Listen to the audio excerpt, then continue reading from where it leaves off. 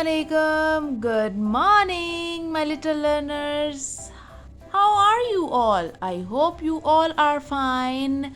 Well, this is Miss Arij, and today I am going to tell you a very beautiful story with the help of pictures. Yes, isn't it wonderful? Okay, so my little learners, are you all ready? I am very excited. Are you? Very good, excellent. Let's start. So the title is Beauty and the Beast.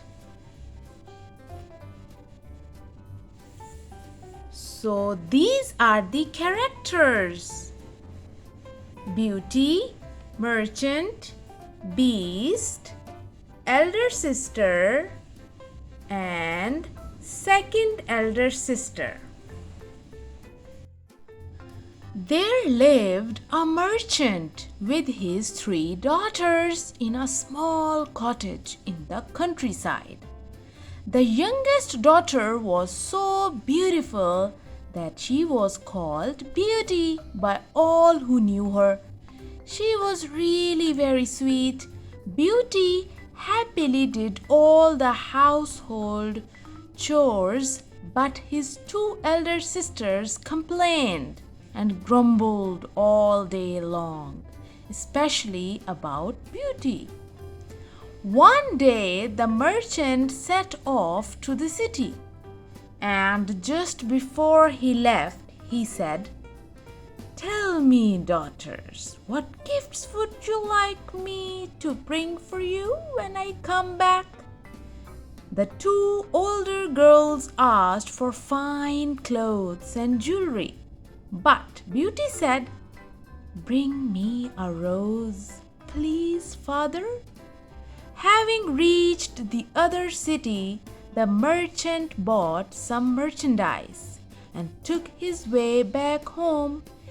He did not forget to buy clothes and jewelry for his daughters.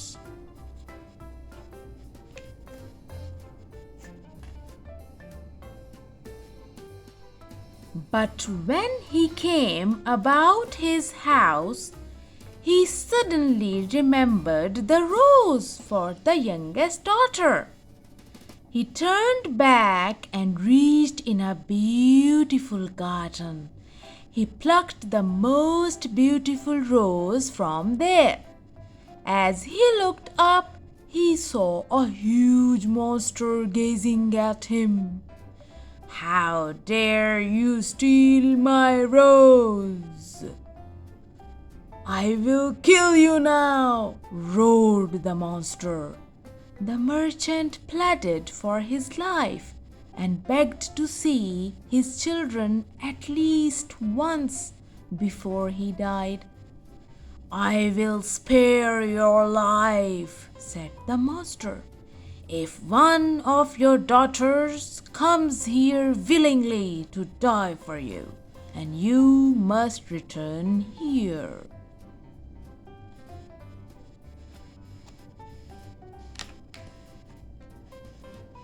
Within 3 months, the merchant agreed to the condition and took his way. At home, the merchant described everything about the monster to his daughters. His 2 elder daughters turned on Beauty, saying, "Your stupid request for a rose has brought all this trouble for us. It is your fault that father has to die." When the 3 months were up, Beauty insisted on going to the garden with her father, pretending only to have a long ride with him for company. The Beast met them and asked Beauty if she had come of her own accord. Beauty told him she had. "Good," the Beast said. Now your father can go home and you will stay with me." "What shall I call you?" she asked bravely.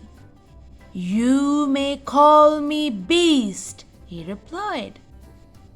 Certainly he was very ugly. It seemed a good name for him.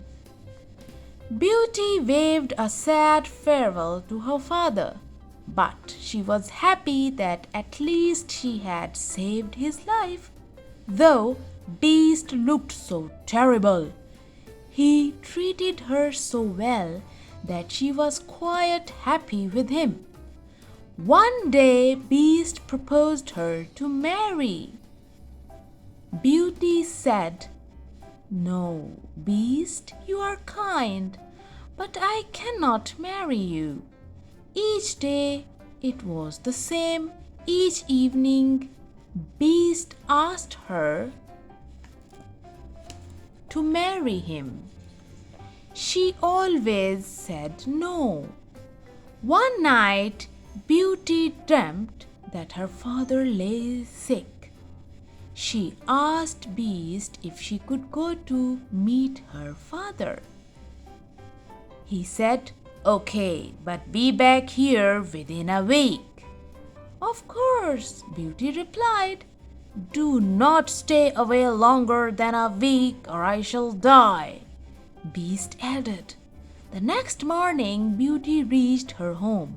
Her father was indeed sick, but Beauty nursed him lovingly.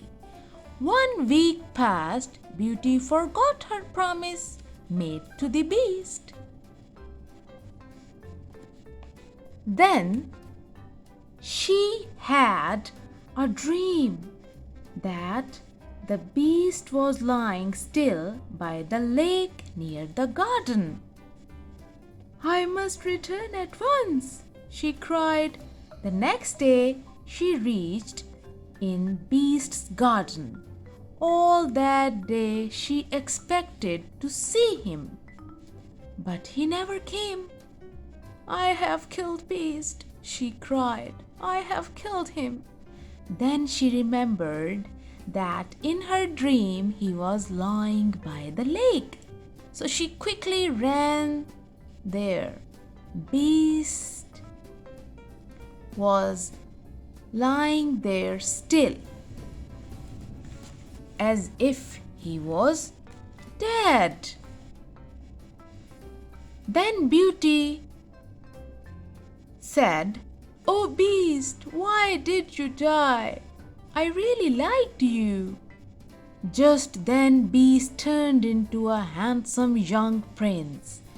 The prince told her that he had been enchanted by a magician and that he could not recover his natural form unless a maiden should of her own accord declare that she liked him. Beauty rode with the prince to her father's house, and with her father's consent, they both got married. Then they all went together to the prince's kingdom. Eventually, they became king and queen and ruled for many happy years. So, my little children, can you tell me the moral of the story?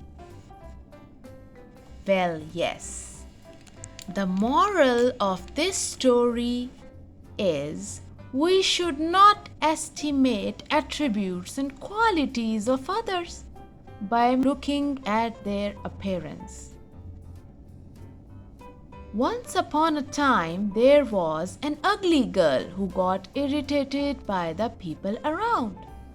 One day she was crossing the road. Meanwhile, few girls mocked her due to her dark complexion. She started weeping. Then an old lady consoled her and said, "Don't worry.